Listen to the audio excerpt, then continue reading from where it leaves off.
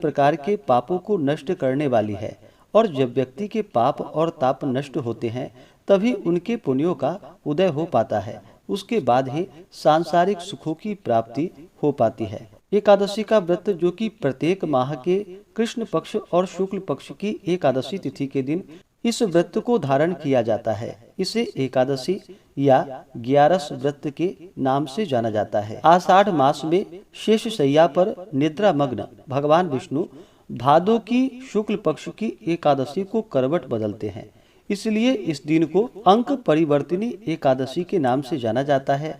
और इस दिन, जो कि विशेष प्रकार से भगवान विष्णु, माता लक्ष्मी और भगवान विष्णु के वामन स्वरूप का पूजन करना चाहिए। और जब चातुर्य मास के दौरान भगवान विष्णु योग निद्रा में होते हैं तो इस दौरान भगवान शिव के हाथों में कार्यभार होता है, तो इसलिए भगवान शिव जी का भी पूजन करना चाहिए। इससे अनंत फलों की प्राप्ति होती है। तो आइए जानते हैं एकादशी व्रत के शुभ मुहूर्त और पारण समय के बारे में। एकादशी तिथि प्रारंभ समय, जो कि 25 सितंबर 2023 दिन सोमवार सुबह 7:57। यह समय सनातन पंचांग के अनुसार है और वाराणसी ऋषिकेश पंचांग के अनुसार एकादशी तिथि प्रारंभ, जो कि 25 सितंबर को सुबह 3:47 पे है और एकादशी तिथि की समाप्ति 26 सितंबर 2023 दिन मंगलवार को सुबह 5:01 पे सनातन पंचांग के अनुसार है और वाराणसी ऋषिकेश पंचांग के अनुसार एकादशी तिथि की समाप्ति, जो कि 25 सितंबर की रात्रि 1:30 पे है। तो इस कारण से वाराणसी ऋषिकेश पंचांग को मानने वाले उनके लिए, जो कि 25 सितंबर को एकादशी का व्रत किया जाएगा, और सनातन पंचांग के अनुसार अगर आप व्रत को धारण करते हैं तो 25 सितंबर को, जो कि गृहस्थों के लिए व्रत बतलाया गया है, और 26 सितंबर को वैष्णवों के लिए व्रत बतलाया गया है। तो आप अपने स्वेच्छा के अनुसार व्रत को धारण कर सकते हैं। वाराणसी ऋषिकेश पंचांग के अनुसार अगर आप व्रत करते हैं तो 25 सितंबर को व्रत धारण करें, क्योंकि 25 सितंबर सुबह 3:47 से एकादशी प्रारंभ है और एकादशी की समाप्ति रात्रि 1:30 पे है। तो आप 25 सितंबर को व्रत धारण करें और 26 सितंबर को व्रत का पारण करेंगे। और सनातन पंचांग के अनुसार जो भी व्रत को धारण करने वाले हैं, सनातन पंचांग के अनुसार एकादशी तिथि प्रारंभ, जो कि 25 सितंबर को सुबह 7:57 और एकादशी की समाप्ति होगी 26 सितंबर को सुबह 5:01 पे। तो गृहस्थों के लिए सनातन पंचांग के अनुसार आप 25 सितंबर को व्रत धारण करेंगे और वैष्णव लोग जो कि मोक्ष इच्छुक होते हैं उनके लिए 26 सितंबर व्रत धारण करेंगे और 27 सितंबर को व्रत का पारण करेंगे। तो आप अपने स्वेच्छा के अनुसार व्रत को धारण करें। द्वादशी तिथि की जो समाप्ति है वह 26 सितंबर 2023 दिन मंगलवार को रात्रि 1:46 पे सनातन पंचांग के अनुसार और वाराणसी ऋषिकेश पंचांग के अनुसार रात्रि 11:07 पे द्वादशी तिथि की समाप्ति है। तो जो भी व्रत का पारण करने वाले हैं, एकादशी व्रत का पारण जो कि हरिवासर समाप्त होने के बाद किया जाता है। हरिवासर का समय, जो कि द्वादशी तिथि का पहला चौथाई हिस्सा, यह समय हरिवासर का होता है। हरिवासर समाप्त होने के बाद एकादशी व्रत का पारण करना चाहिए। जो भी एकादशी का व्रत 25 सितंबर को करेंगे, वो व्रत का पारण 26 सितंबर को पारण का पहला मुहूर्त होगा, जो कि वाराणसी ऋषिकेश पंचांग के अनुसार सुबह 7 बजे से लेकर के सुबह 9 बजे तक होगा। उसके बाद फिर जो कि सनातन पंचांग के अनुसार जो व्रत करेंगे, वो व्रत का पारण दोपहर 1:25 से दोपहर 2:49 तक व्रत का पारण करेंगे, क्योंकि इसके बाद फिर राहु काल समय शुरू हो रहा है। और जो भी 26 सितंबर को व्रत धारण करने वाले हैं, वो 27 सितंबर को व्रत का पारण करेंगे। पारण का समय 27 सितंबर को सुबह 6:32 से सुबह 8:32 तक व्रत का पारण किया जाएगा। सूर्योदय का जो समय है वह समय सुबह 5:48 और सूर्यास्त शाम 5:49।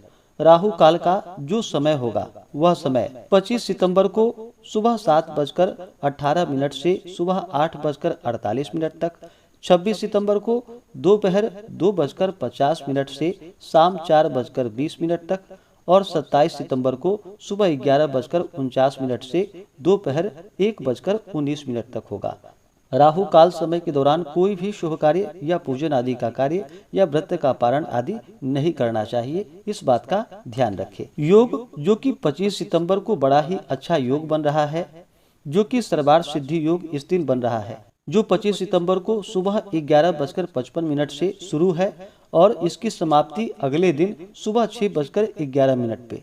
रवि योग भी बन रहा है, जो कि सुबह 6:11 से सुबह 11:55 तक होगा। और 26 सितंबर को योग जो कि शुकर्मा योग सुबह 11:46 तक होगा। उसके बाद वृद्धि योग होगा और द्वि पुष्कर योग बन रहा है, जो कि सुबह 9:42 से रात्रि 1:45 तक होगा। जो भी भक्त एकादशी का व्रत करते हैं, उन्हें एकादशी व्रत के लिए जो कि दशमी के दिन से व्रत में नियमों का पालन करना चाहिए। दशमी तिथि के दिन सूर्यास्त होने से पहले ही भोजन ग्रहण कर लेनी चाहिए। उस दिन शुद्ध और सात्विक आहार ही ग्रहण करनी चाहिए। चावल या मसूर दाल का प्रयोग नहीं करना चाहिए।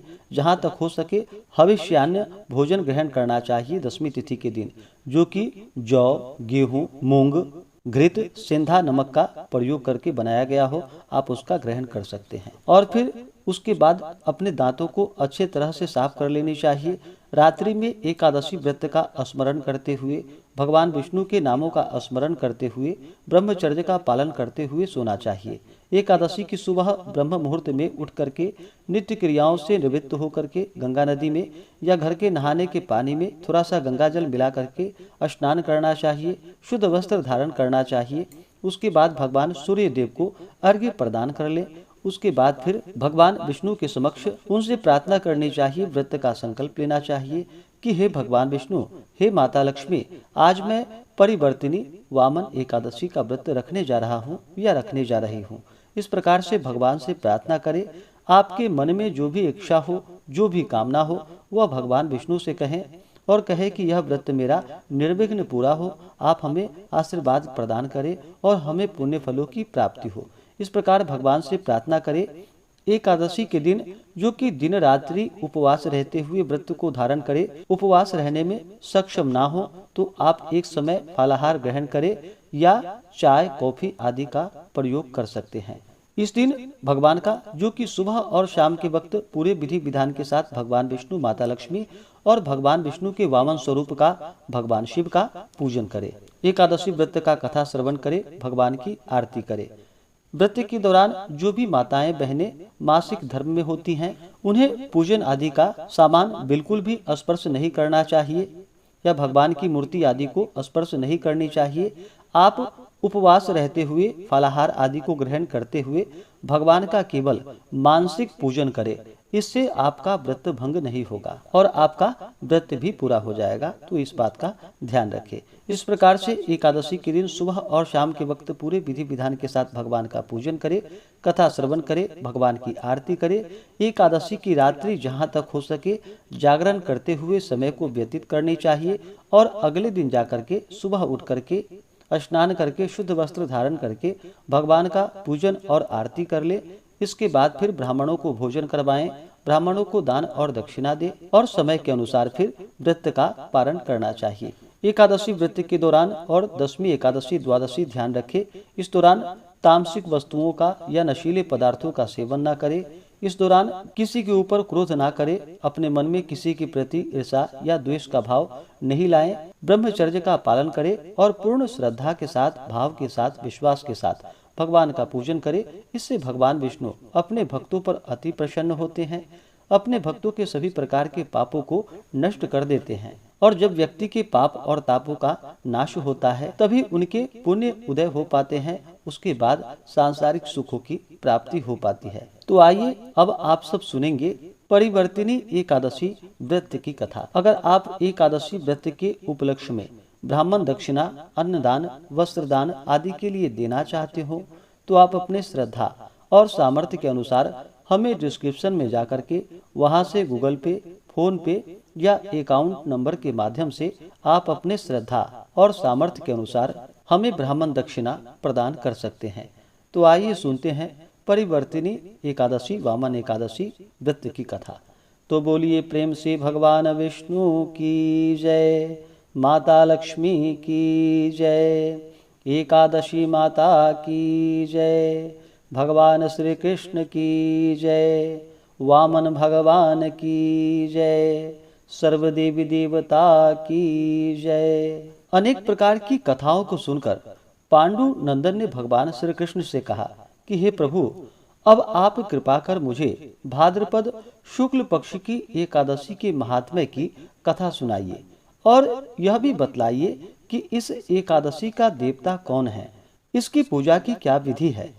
युधिष्ठिर के ऐसे वचन को सुनकर भगवान श्री कृष्ण ने कहा कि हे राजन, इस एकादशी का नाम वामन, जयंती एवं अंक परिवर्तिनी भी है। जयंती व्रत से बढ़कर और कोई व्रत ही नहीं।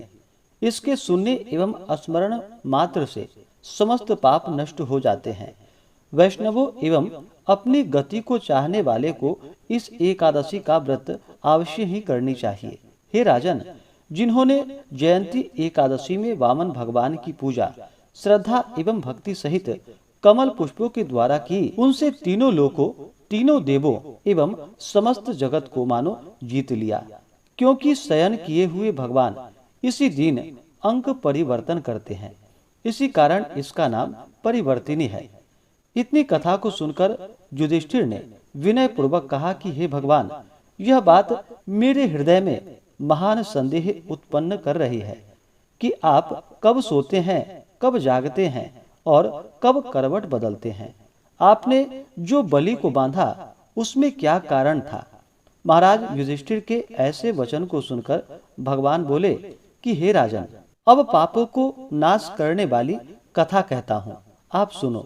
सतयुग में अत्यंत ब्राह्मण भक्त, सत्यवादी एवं दानी बलि नामक राक्षस मेरा अनन्य भक्त था। उसने अपने यम, नियम एवं तप, दान और यज्ञ द्वारा त्रिलोक्यों को कंपित कर रखा था। उसके यज्ञ, दान और तप से भयभीत इंद्र देवताओं को साथ लेकर मेरे यहाँ पर आया और मेरी स्तुति एवं प्रार्थना की। तब मैंने इंद्र के स्वार्थ साधनार्थ वामन स्वरूप धारण कर उसे जीता। भगवान के मुख से ऐसी वाणी को सुनकर युधिष्ठिर बोले कि हे प्रभु, इस तरह नहीं, इस कथा को आप विस्तार पूर्वक बतलाइए। युधिष्ठिर के ऐसे वाक्य को सुनकर भगवान ने कहा कि हे राजन, मैंने वामन का रूप धारण कर राजा बलि से 3 पग पृथ्वी की याचना की और उसने सहर्ष दान दे दिया। परंतु उसके संकल्प के होते ही मैं वामन रूप से त्रिविक्रम रूप में हो गया।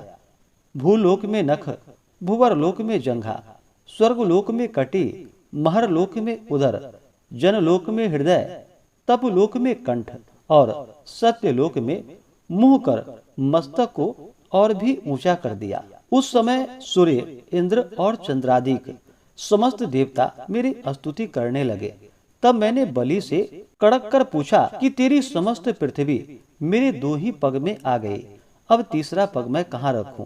मेरी बात को सुनकर बलि ने अपना मस्तक नत कर दिया। तब मैंने उसके मस्तक पर पैर रखा और उसे पाताल में पहुंचा दिया। परंतु उसकी अत्यंत अधिक विनयशीलता को देखकर मैंने उससे कहा कि हे राजन, अब मैं सर्वदा तेरे ही पास रहूंगा। अतः भाद्रपद मास के शुक्ल पक्ष की एकादशी को मैं एक रूप से बलि के पास एवं दूसरे रूप से क्षीर सागर में निवास करता हूँ। जब तक कार्तिक मास नहीं आता तब तक मेरी एक मूर्ति शेष शैया पर और दूसरी बलि के यहाँ बराबर सोती रहती है। इसी एकादशी को मैं सोता हुआ करवट बदलता हूँ। अस्तु, इस एकादशी को त्रिलोकी भगवान की पूजा एवं दान तथा रात्रि का जागरण अक्षय पुण्य और महा मंगल फल देने वाला है और इसको करने वाले एवं इस कथा को सुनने वाले अवश्य ही स्वर्ग और मुक्ति को प्राप्त होते हैं। तो बोलिए प्रेम से भगवान विष्णु की जय, माता लक्ष्मी की जय, वामन भगवान की जय, भगवान श्री कृष्ण की जय, एकादशी माता की जय, सर्वदेवी देवता की जय। इसी प्रकार से जो भी भक्त सच्ची श्रद्धा के साथ, नियम और निष्ठा के साथ परिवर्तिनी एकादशी वामन एकादशी का व्रत करते हैं तो इस व्रत के प्रभाव से उनके सभी प्रकार के पाप और ताप नष्ट हो जाते हैं तथा सांसारिक सुखों की प्राप्ति होती है और अंत समय में भगवान विष्णु के धाम की प्राप्ति होती है। तो आशा करता हूँ कि यह जानकारी आपको अच्छा लगा हो। अगर आप आगे के प्रदोष व्रत के बारे में जानना चाहते हो या अनंत चतुर्दशी व्रत, पूर्णिमा व्रत के बारे में जानना चाहते हो तो उसका भी वीडियो हमारे चैनल पे अपलोड है। आप वहां से जाकर के जानकारियां को प्राप्त कर सकते हैं। तो आशा करता हूं कि यह जानकारी आपको अच्छा लगा हो। ऐसे ही ज्ञानवर्धक जानकारियां प्राप्त करने के लिए हमारे इस चैनल पे अगर आप नए हैं तो चैनल को लाल बटन दबा करके सब्सक्राइब करें, साथ में बेल आइकन घंटी को दबाएं ताकि मेरे वीडियो का नोटिफिकेशन आपको समय से मिलता रहे। वीडियो को लाइक करें, शेयर करें। सुखी रहें और स्वस्थ रहें। जय श्री राधे कृष्ण। धन्यवाद।